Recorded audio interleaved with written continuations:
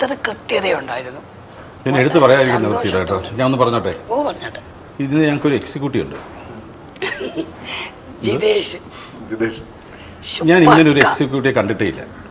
30-35 വർഷമായി ഞാൻ സിനിമയിൽ. എന്ത് മരയിടിഞ്ഞ് വന്നെന്ന് പറഞ്ഞാലും ചിരിയാണ്. അത് കൂടെ നിൽക്കുന്നവരും അതേ തന്നെയാണ്. ഒരേ അച്ചിലുള്ള 3-4 പേര്.